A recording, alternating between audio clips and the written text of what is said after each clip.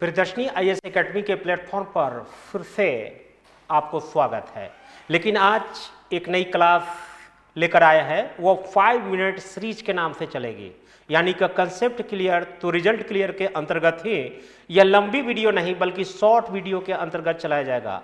हर एक 5 मिनट में एक बिल्कुल ही टॉपिक्स को क्लियर किया जाएगा, एक सब टॉपिक को क्लियर किया जाएगा। आ जाते हैं 5 मिनट के अंतर्गत, ज़्यादा न समय लेते हुए आपको हम चलते हैं 5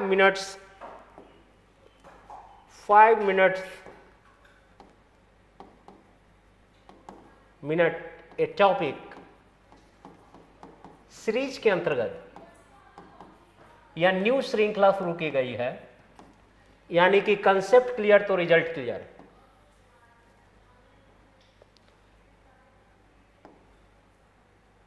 कंसेप्ट क्लियर तो रिजल्ट क्लियर के अंतर्गत ये काम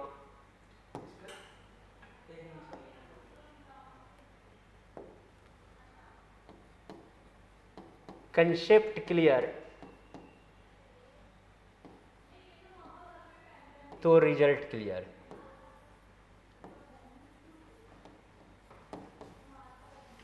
क्लियर के अंतर्गत यह श्रृंखला चलाई जा रही है। आज समझते हैं फर्स्ट टॉपिक है first law of thermodynamics. First law of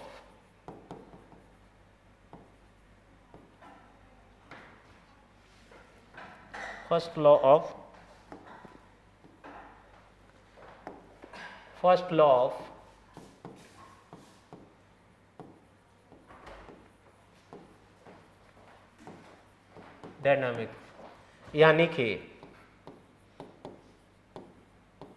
ऊष्मा गतिकी के नियम। ऊष्मा गतिकी के नियम। प्रथम ऊष्मा गतिकी के नियम का तात्पर्य है कि किसी सिस्टम, पिंड या वस्तु में, किसी वस्तु को में ऊष्मा दी जाती है तो उस ऊष्मा का कुछ भाग इंटरनल एनर्जी को इन्हांस करने में खर्च हो जाते हैं, और जो रेस्ट एनर्जी बचता है या ऊष्मा बचता है वह उसके वर्क में स्पेंड होता है, खर्च होता है, क्योंकि ऊष्मा भी एनर्जी का एक रूप है। इसका नियम होता है कि Q equal to delta U plus W।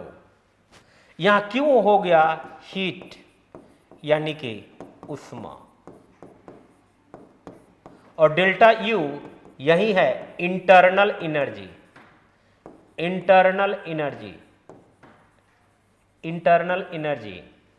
Internal energy का तात्पर्य हमेशा देखिएगा, इसको हिंदी में कहते हैं आंतरिक ऊर्जा।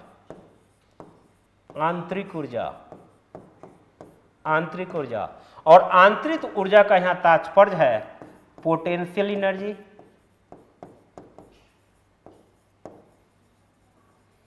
प्लस काइनेटिक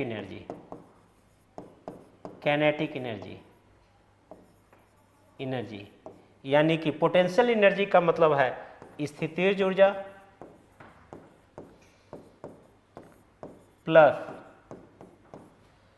और काइनेटिक एनर्जी का मतलब होता है गतिज ऊर्जा। यानी डेल्टा U का मतलब, डेल्टा U ही क्यों लिखा जाता है ये आप जानिएगा कि इंटरनल एनर्जी या पोटेंशियल एनर्जी जो एक्यूमुलेशन कहला जाता है आपका डेल्टा U, इसका कहने का मतलब है कि इसमें एनर्जी में जो थोड़ा बहुत चेंज हुआ है हीट के कारण, उसको डेल्टा से हम डिनोट करते हैं। और W का मतलब यहाँ वर्क, यानी कि कार्य करने में जो ऊष्मा लगती है, वह रेस्ट जो बच जाता है ऊष्मा, वह वर्क करने में यानी कि कार्य करने में संपादित होता है। और ऊष्मा जो है, इसको ऊष्मा कहते हैं। ऊष्मा दी गई ऊष्मा किसको दी गई? तो वस्तु को दी गई। इसी को ऑब्जेक्ट कह सकते हैं। उसी को सिस्टम भी कहा जाता है।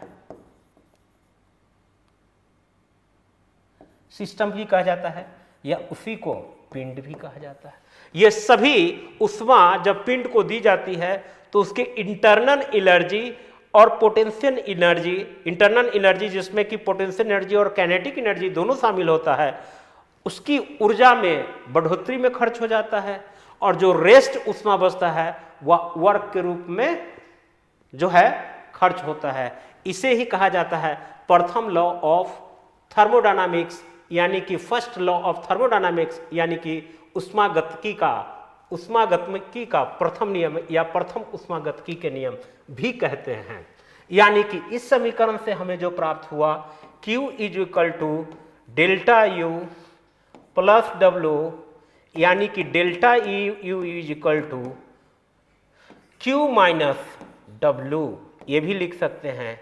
यानी कि जो हमारा इंटरनल एनर्जी में जो खर्च हुआ वह दी गई ऊष्मा में से वर्क को अगर घटा लेंगे तो हमें इंटरनल एनर्जी के बारे में पूरा पता चल जाएगा। That's in,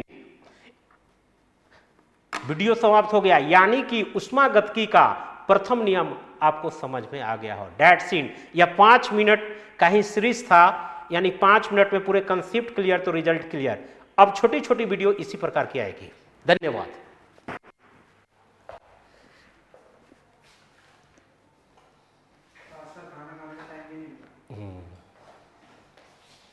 sorry.